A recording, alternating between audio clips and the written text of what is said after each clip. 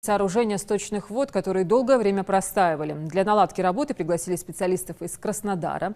Глава города вместе с экологами лично убедились в исправной работе предприятия. Теперь экологическое состояние рек в Назрановском районе должно измениться в лучшую сторону. Репортаж Заремы Ивлоевой. Сооружения, предназначенные для сложной очистки загрязненных вод, были построены еще 15 лет назад.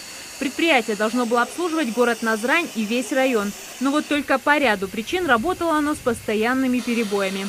А жители тем временем активно загрязняли реки. Одна из самых пострадавших – река Назранка, на экологическую реабилитацию которой потребуется немало времени. Поэтому экологи особенно заинтересованы в запуске очистных сооружений. С прошлого года у нас ведется целенаправленная работа именно по водным объектам, чтобы исключить все какое-либо загрязнение, источники загрязнения ликвидировать. И один из самых основных проблемных вопросов у нас был именно вот этот – канализация города Назрань. Теперь самое главное – организовать здесь надлежащее обслуживание. Объект передается водоканалу региональному, чтобы объект не был запущен и обеспечивалась надлежащая работа их. За сутки здесь может обрабатываться 14 тысяч кубических метров воды. Процесс контролируют 15 сотрудников, которые работают круглосуточно. Мэр Назрани Алихан Тумгоев и руководитель комитета по экологии приехали лично удостовериться в запуске сооружений. Как заверяет руководитель предприятия, больше перебоев в работе стратегического объекта не будет. Все проблемы устранены, пусконаладочная работа, все сделано.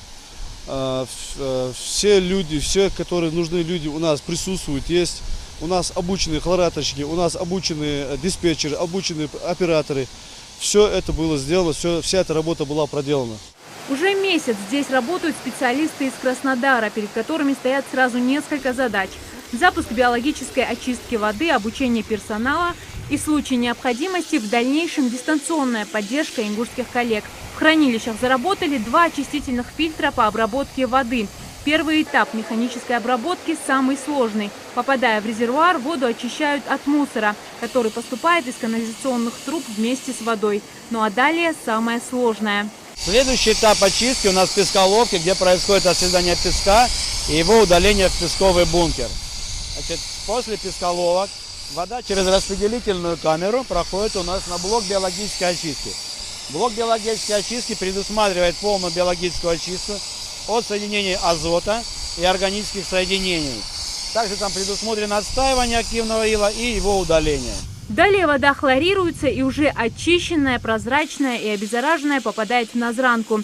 Работа очистных сооружений несет не только огромную пользу для потребителей, но и играет большую роль в деле защиты окружающей среды. Сточная вода, прошедшая подобную очистку, уже никогда не будет гнить, а напротив станет экологически безопасной для человека. Возможно, что совсем скоро эти места вновь станут излюбленными для местных жителей. Зарема Ивлоева, Магомед